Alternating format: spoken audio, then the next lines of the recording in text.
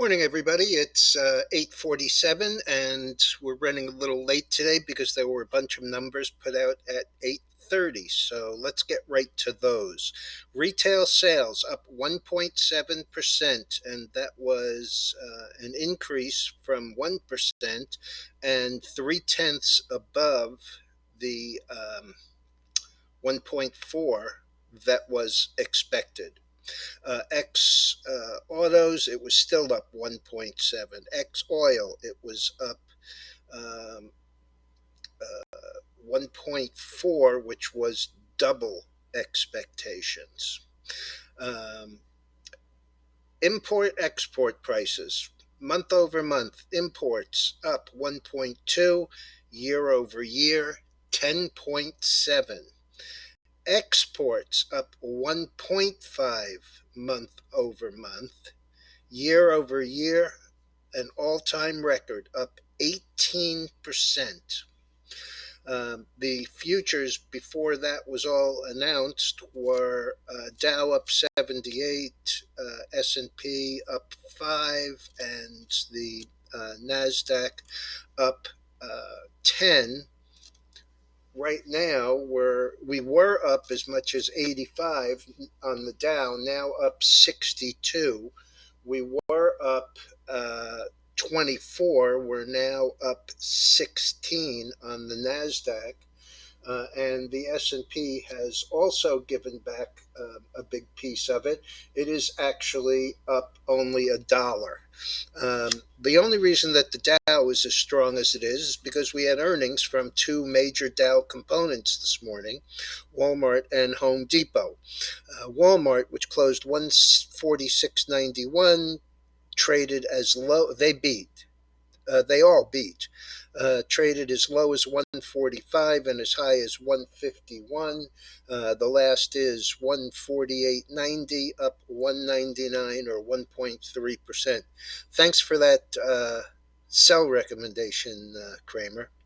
Home Depot also a beat, closed 371.08, traded currently 375.75, up 4.82 or 1.26. So with the Dow up 60 or 63, really it's primarily those two stocks. A defense company, AXON, AXON, a huge beat, closed yesterday at 167.41, down 3, traded as high as 208 this morning. The last 207.04, up 39.63, 24%. And lots of smoke but no fire with Facebook being sued by an Ohio retirement fund and the state's attorneys general because of the issue that they contend they lied about relative to the knowing what the effects on children were. Okay, chart on the screen is the oil.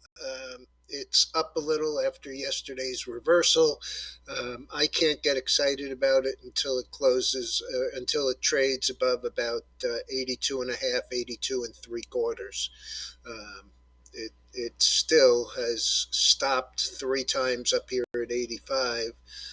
And while yesterday's low was way down at 79 and change, let's see, 79.30, and it closed $1.50 up for that, it's really not racing through to the upside. But the most important chart for me today is two of them, the gold and the silver.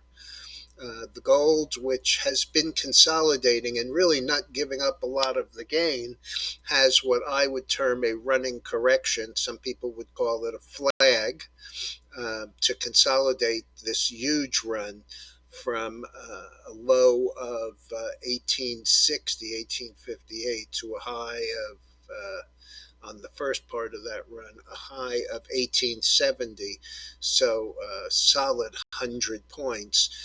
Looks like it really wants to edge higher. Again, a lot of support in this 1850 area, a lot of resistance in this 1895 to 1900.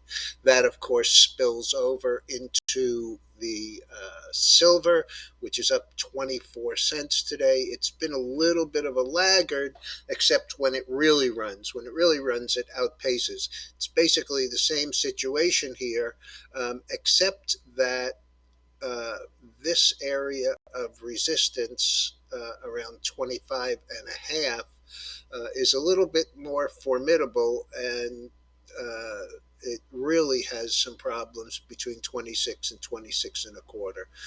But we're already long. Those options expire this week, so we'll either be rolling them forward or just outright selling them. But either way, the silver does look higher to me. The amazing thing to me is that with all of this action in the metals, we're also seeing the US dollar break out and move substantially higher. To get a little better perspective on this chart, I'm going to go to the weekly and show you a little bit more long term, so that it's not quite as an extreme, but this is a very nice double bottom. And this is a breakout where we're consolidating just basically above that breakout, which is very powerful from my perspective, and then breaking out again. Also, though, like the gold and silver, 96 and a quarter to 98, 97 and a half, 98 is a lot of supply and a long history of consolidation there before the blow-off high in March of 2020, and then the absolute collapse from, I think this was 104, 103.15 down to 89.16 over a 8-month period. All right, everyone, that's about it. And be careful out there. This is a really treacherous market. Again, Dow up now 72,